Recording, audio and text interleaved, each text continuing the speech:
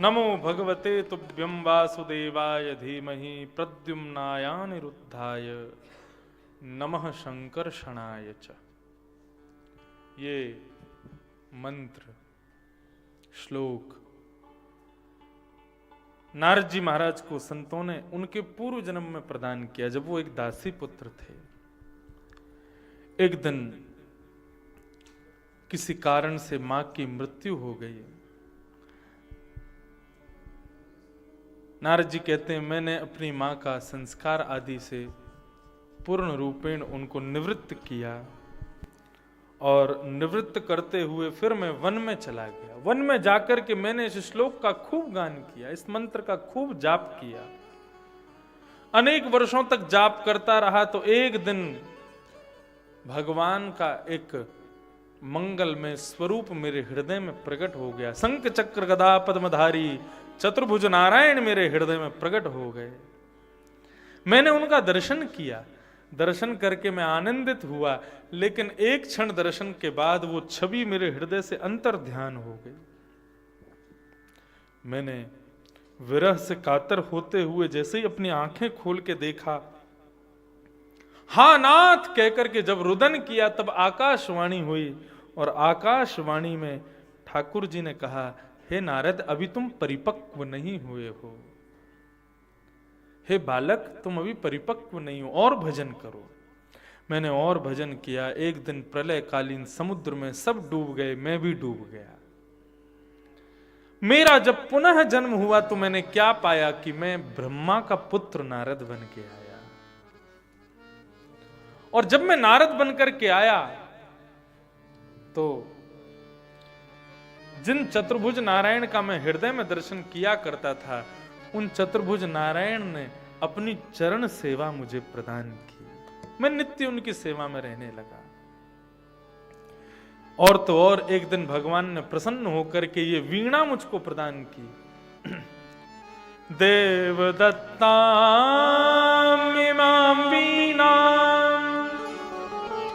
स्वर ब्रह्म विभूषिता मूर्छयित्वा हरिकथा गायमानश्चराम्यहम्।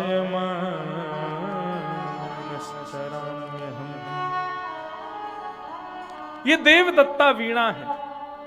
ये श्रीमन नारायण ने मुझको प्रसन्न होकर के प्रदान की। इस वीणा पर मैं साधारण संगीत नहीं गाता, इस वीणा पर मैं हरि का भजन करता। ये प्रसन्न होकर के मुझको प्रदान की है ठाकुर जी ने। वीणा प्रदान की। नारद जी महाराज वेद व्यास जी से कहते हैं, जब एक साधारण मंत्र की तपस्या से मैं नारद बन सकता हूं, भगवान का इतना बड़ा अंग सेवी बन सकता हूं, हरिदास वर्य बन सकता हूं, तो आप एक अद्भुत ग्रंथ क्यों नहीं लिख पाएंगे? आप प्रयास तो करो। तब श्री वेद व्यास जी महाराज ने समाधि लगाई। ब्रह्म नदी सरस्वती के तट पर बद्रिकाश्रम में श्री वेद व्यास जी महाराज समाधिस्थ हो गए और समाधि के द्वारा उन्होंने श्रीमद् भागवत की रचना की। बोलो श्रीमद् भागवत महापुराण की जय। लोकस्य जानतो विद्वांस चक्रे सात्वत संहिताम। मानव लोक के कल्याण के लिए श्री वेद व्यास जी महाराज ने इस समहिता को तैयार किया। समहिता का मतलब सम्यक हितम यासा संहिता, जो सबका हित करे उसको संहिता कहते हैं। ये भागवत सबका हित करती है। ऐसी भागवत की रचना हुई। वेद व्यास जी महाराज मन में विचार करने लगे, भागवत संहिता की रचना तो मैंने कर दी, अब इसको घर घर में जन जन तक पहुंचाऊं कैसे? तब उनके मन में विचार आया कि मेरा पुत्र सुखदेव इस काम को कर सकता है। वैसे तो शुकाचार्य जी की कथा बड़ी प्रसिद्ध है, लेकिन फिर भी कार्तिक मास में वृंदावन में कथा है। बहुत दिन बाद क्रमशः कथा में कह रहा हूं, तो आज विस्तार से शुकाचार्य जी की कथा सुनाऊं। शुकाचार्य जी कौन हैं?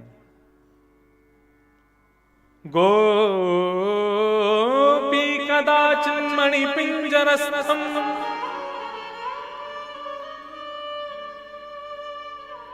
श्री राधा रानी के पास एक मणि का पिंजरा है। सुकम वचो वाचयितुम प्रवृत्ता आनंद कंद व्रज चंद्र कृष्ण गोविंद दामोदर माधवेति। राधा रानी के गोलोक धाम में एक मणि का पिंजरा है, बहुत ध्यान से सुनना। और उस मणि के पिंजरे में एक तोता रहता है, एक सुख पक्षी रहता है। राधा रानी उस सुख पक्षी से कहती हैं, बोलो तोता कृष्ण, तो वो कहता है कृष्ण। बोलो गोविंद, तो कहता है गोविंद। बोलो हरि, तो कहता है हरि। बोलो मुरारी, तो कहता है मुरारी। सब नामों का उच्चारण करता है। एक दिन गोलोक धाम में श्याम सुंदर पधारे।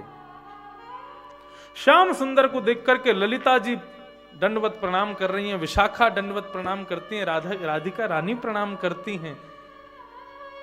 संपूर्ण गोलोक धाम ठाकुर जी को देख के प्रणाम करता है। तब किशोरी जी उस सुख पक्षी को आज्ञा देती हैं, इनको तूने प्रणाम किया? सुख पक्षी कहता है, ये कौन है, इनको मैं प्रणाम क्यों करूं?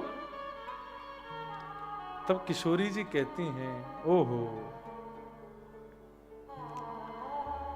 ये नाम रट करके बैठा है, लेकिन जिनका नाम गाता है उनको जानता नहीं है।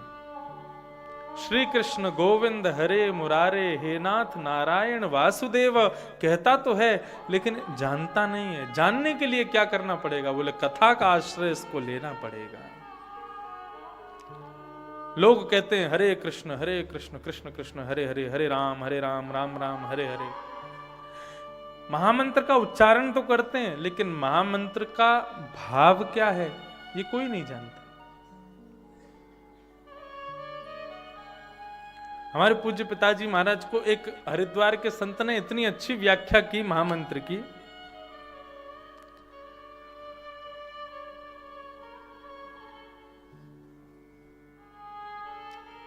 वे पूज्य पिताजी महाराज से गंगा तट पे आके बोले, ठाकुर जी, बोले जी, बोले हमको लगता महामंत्र हरे राम हरे कृष्ण आदि नहीं होना चाहिए। तो बोले क्या? बोले काले कृष्ण कृष्ण कृष्ण काले काले, काले राम राम राम काले काले। बोले क्यों? बोले ठाकुर जी हरे थोड़ी हैं, श्याम वर्ण के हैं, उनको हरे क्यों कहा गया? पिताजी बोले हमको नहीं पता, आप बताओ। बोले देखो,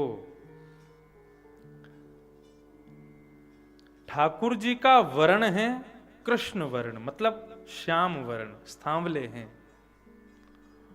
और श्री किशोरी जी का वर्ण है तप्त कांचन गौरांगी। कंचन यानी कि स्वर्ण कैसा रंग है? स्वर्ण का रंग कैसा होता है? पीला। बोले पीले में नीला मिला दोगे, सांवला रंग मिला दोगे तो क्या होगा? बोले हरे। तो बोले महामंत्र में जो ये हरे शब्द है ना, ये किशोरी जी का संबोधन है।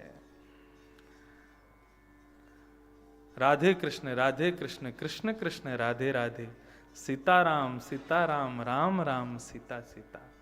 तो हरे कृष्ण, क्योंकि श्रीमद् भागवत में भी राधा रानी का नाम नहीं है, गोपनीय है। बहुमूल्य जो होता है, बहुत मूल्यवान जो होता है, उसको छुपा के रखा जाता है। इसलिए महामंत्र में श्री किशोरी जी और सीता जी दोनों गोपनीय रूप से हैं। ऐसा एक हरिद्वार के संत ने बताया। अब आज के बाद आप महामंत्र गाओगे तो हरे बोलते ही आपके हृदय में श्री किशोरी जी का नाम प्रकट हो जाएगा। ये भाव बताता कौन है? कथा बताती है। किशोरी जी ने मन में विचार किया कि ये सुख पक्षी नाम तो गाता है, लेकिन नाम की महिमा नहीं जानता। महिमा जानने के लिए इसको कथा का आश्रय लेना पड़ेगा। तब किशोरी जी कहती हैं जाओ और जाकर के कथा का आश्रय लो। तब वो सुख पक्षी हिमालय के पर्वत पर आता है और वहां आता है जहां पर भगवान शिव पार्वती को अमर कथा सुना रहे हैं। शंकर जी एक शिला के ऊपर बैठे हैं और पार्वती जी को कहते हैं कि हे पार्वती जी, मैं नेत्र बंद करके संपूर्ण अमर कथा यानी भागवत की कथा तुमको सुनाऊंगा।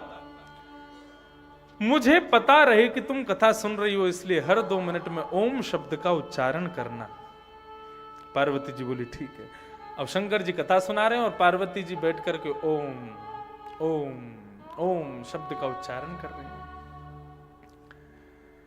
जैसे ही रास पंचाध्यायी की कथा शुरू हुई, ब्रज की गोपियां सब अपने पति परिवार गृह छोड़ करके कृष्ण से मिलने के लिए वृंदावन में शरद पूर्णिमा की रात्रि में पहुंची हैं। ये प्रसंग जब भगवान शिव सुनाने लगे तो पार्वती जी अपने देहाभिमान से शून्य हो गईं।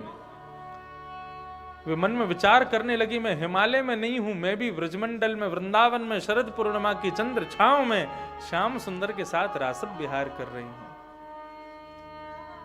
जब देहाभिमान से शून्य हो गई तो ओम शब्द का उच्चारण भूल गई। वहीं उस शिला के पीछे बैठे थे सुखदेव जी, वो बैठ करके कथा सुन रहे थे।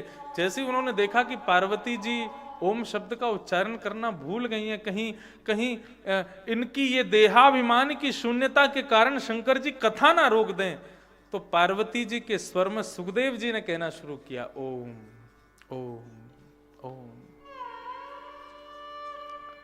सप्ताह कथा पूरी हुई, 7 दिन की कथा पूरी होते ही जैसे ही जय जयकार हुई है, शब्द घोष किया महादेव ने, पार्वती जी की ध्यान भंगिमा टूट गई।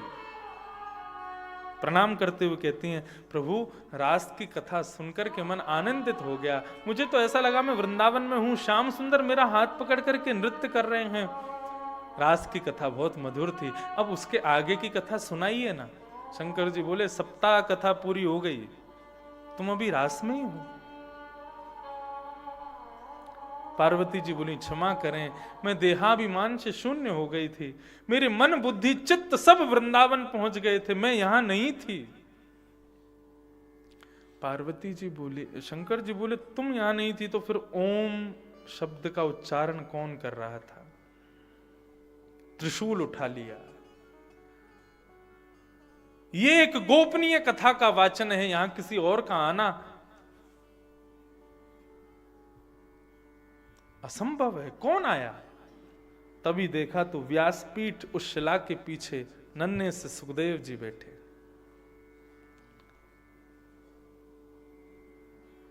सुखदेव जी ने जैसे ही शंकर जी को देखा तो बोले, कहीं क्रोध में मुझे मार नहीं दें। तो सुखदेव जी उड़ने लगे। शंकर जी उनका परिचय जानने के लिए पीछे पीछे दौड़े। सुखदेव जी हिमालय की कंदराओं में घूमते घूमते घूमते घूमते सीधे बद्रिकाश्रम पहुंचे। बद्रिकाश्रम में श्री वेदव्यास जी की पत्नी बिट्टिका मुख खोल करके जलपान कर रही थी। सुखदेव जी बोले, ये गुफा बढ़िया है। उनके मुख में होके गर्भ में चले गए और गर्भ में विराजमान हो गए। शंकर जी ने आकर के खूब खोजा, लेकिन सुखदेव जी नहीं मिले। 12 वर्षों तक माता बिट्टिका के गर्भ में रहे। कौन? शुकाचार्य जी, सुखदेव जी वहीं रहने लगे। किसी ने कहा 12 वर्ष तक क्या कर रहे थे? बोले 7 दिन जो भागवत की कथा शंकर जी से सुनी थी उसका मनन चिंतन कर रहे थे।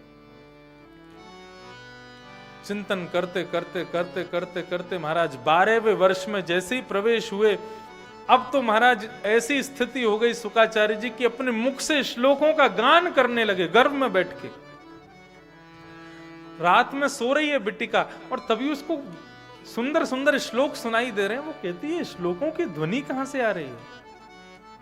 अपने पति श्री वेदव्यास जी से जाकर के कहा कि मुझे ऐसा लगता है कि कोई दिव्य शब्द घोष कर रहा है, कोई दिव्य मंत्र उच्चारण कर रहा है।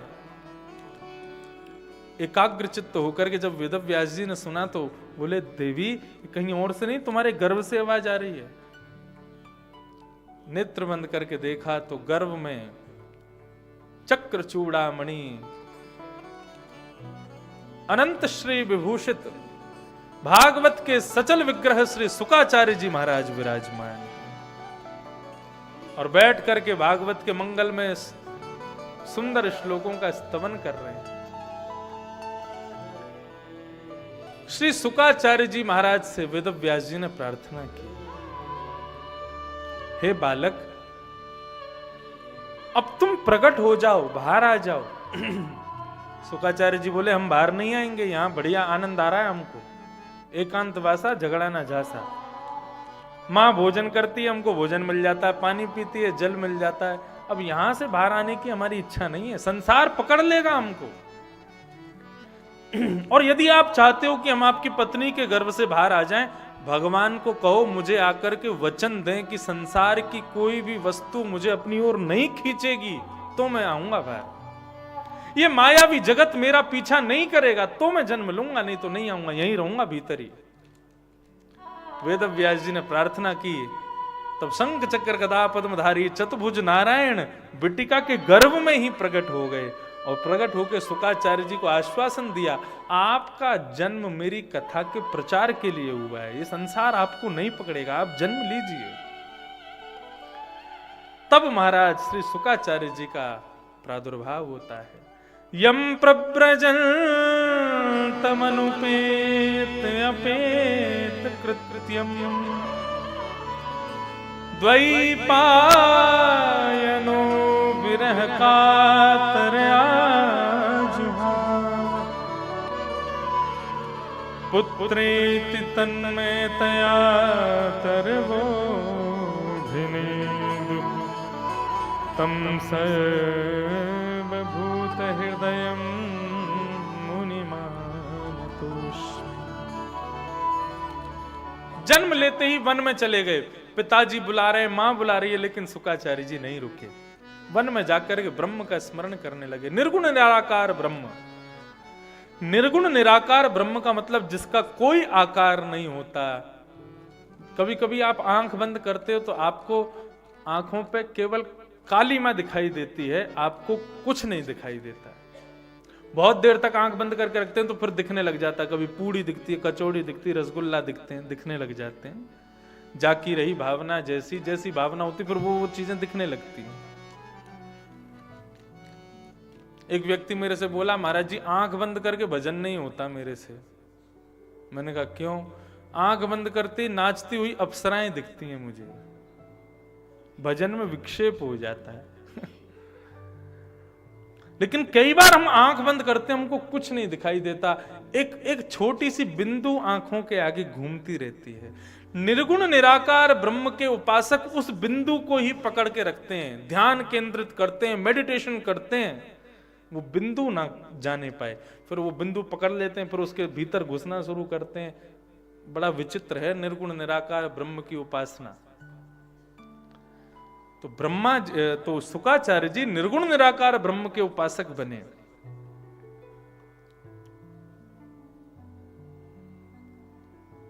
आज वेदव्यास जी ने जब भागवत की रचना की तो वे बोले कि इसका पिपासु मेरा पुत्र होना चाहिए। सुखदेव ही इसका अधिकारी है, लेकिन कैसे बुलाऊं? वो तो निर्गुण निराकार ब्रह्म का उपासक है और भागवत तो पूर्ण सगुण साकार है। यहां तो छचिया भरी छाछ पे नाच नचायो ताही अहीर की छोहरिया। ये तो सगुण साकार ब्रह्म की उपासक वालों का ग्रंथ है। यहां तो गोपियां कहेंगी लाला माखन खाएगो, लाला कहेंगे हाँ खाऊंगो। बोले पहले हमको नाच के दिखा। तो उस थोड़े से माखन को खाने के लिए ठाकुर जी नृत्य करने लग जाते हैं। एक श्लोक सुनाता हूं आपको। ब्रह्मा जी भगवान को खोजने निकले, सब जगह खोजा लेकिन भगवान नहीं मिले। लेकिन एक जगह ब्रह्मा जी को भगवान मिल गए, तो उन्होंने बताया मुझे कहां भगवान मिले। श्लोक के माध्यम से सब श्रुतिम अपरे स्मृतिम अपरे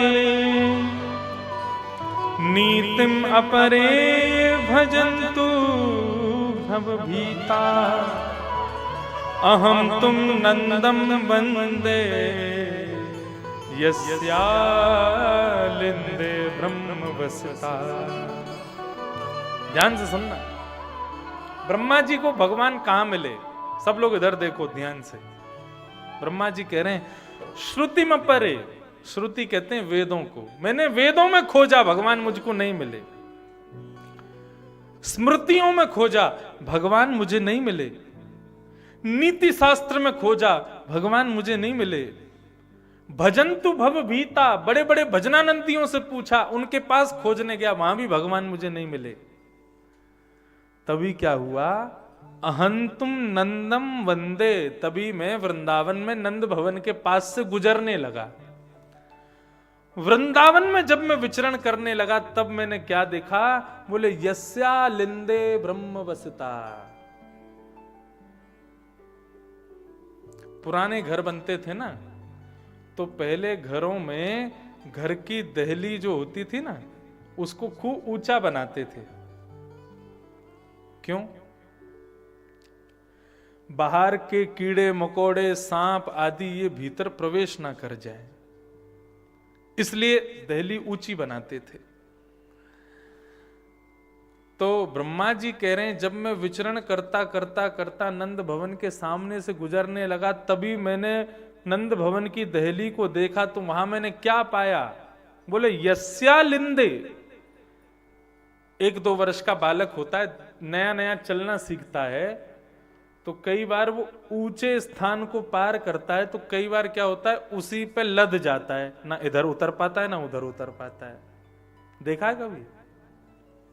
छोटा बालक बिस्तर से उतरता है, तो बिस्तर से कैसा उतरता है वो, पहले उल्टा होगा, फिर धीरे धीरे सरकेगा नीचे, पैरों को पहले नीचे लटकाएगा और फिर चद्दर को पकड़ के रखेगा। जब तक पैर के अंगूठे नीचे जमीन को छू नहीं लेंगे तब तक धीरे धीरे सरकता रहता है। कभी कभी बेचारा फिसल भी जाता है।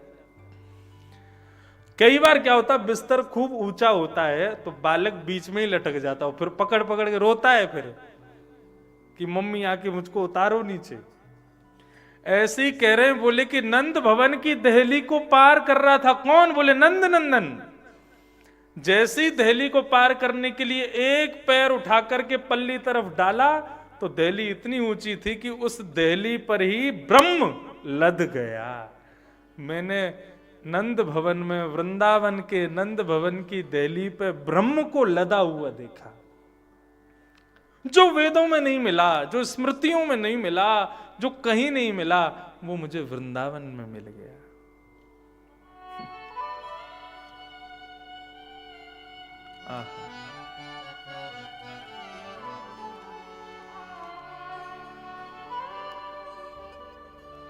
वेद व्यास जी मन में सोचने लगे, श्रीमद् भागवत तो सगुण साकार का ग्रंथ है, मेरा पुत्र निर्गुण निराकारी ब्रह्म का उपासक है,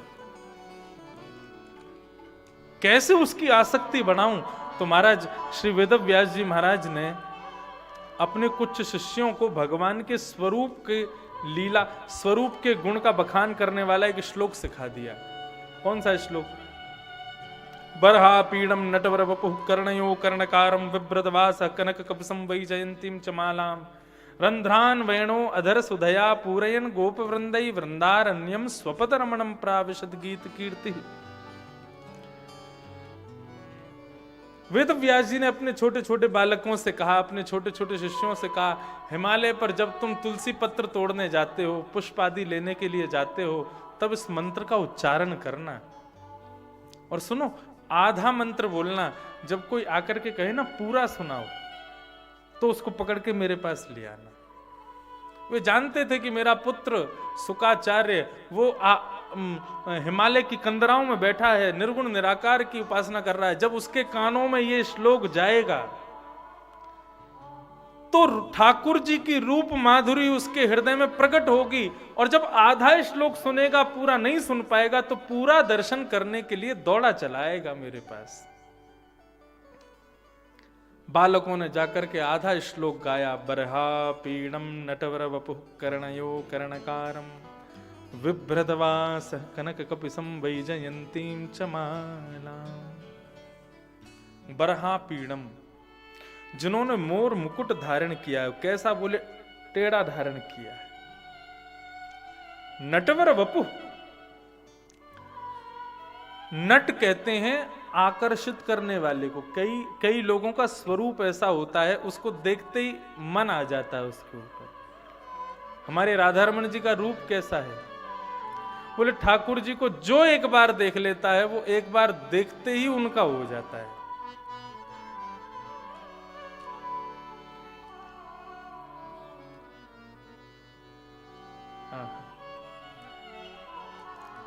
नटों में वर जो श्रेष्ठ हैं, कर्ण योह कर्ण कारम। हमारे पूज्य नाना जी इतना अच्छा वर्णन करते थे इस श्लोक का।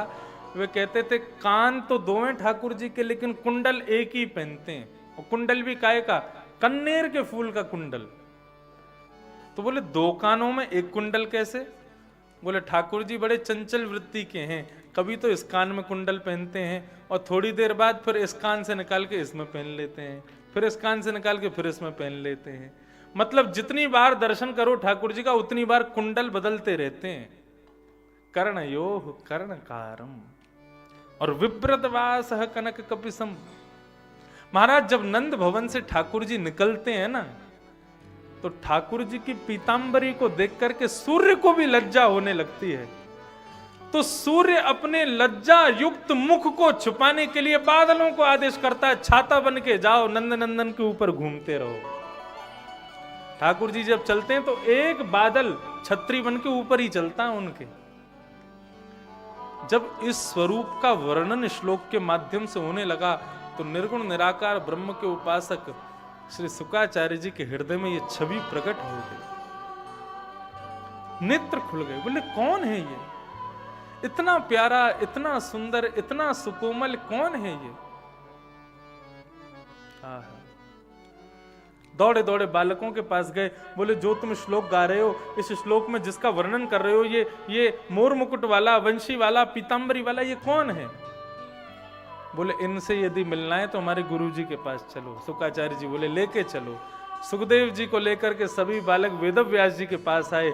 वेदव्यास जी को देखते ही शुकाचार्य जी, अरे ये तो मेरे पिताजी महाराज हैं। प्रणाम किया। बोले पिताजी, इन लोगों ने जो श्लोक सुनाया वो पूरा श्लोक मुझे सुनाइए। वेदव्यास जी बोले वो एक श्लोक नहीं है, ऐसे 18,000 श्लोक हैं मेरे पास।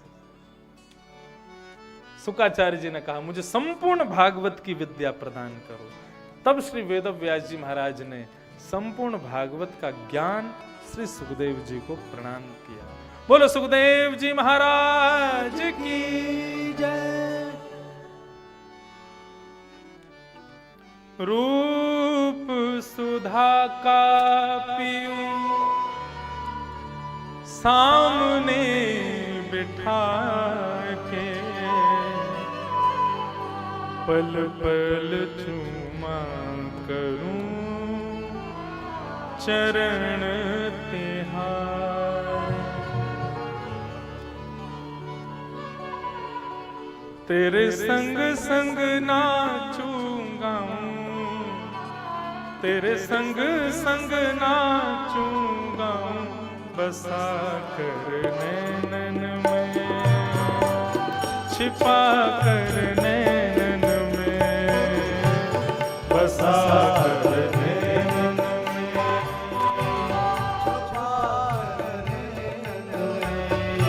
ओ बसा कर नैनन में, छिपा कर नैनन में, बसा कर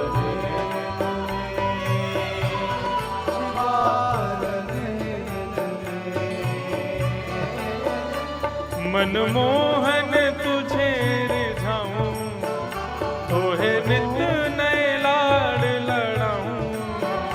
मनमोहन तुझे रिझाऊं, नित नए लाड़ लड़ाऊं, बसा कर नैनन में, छिपा कर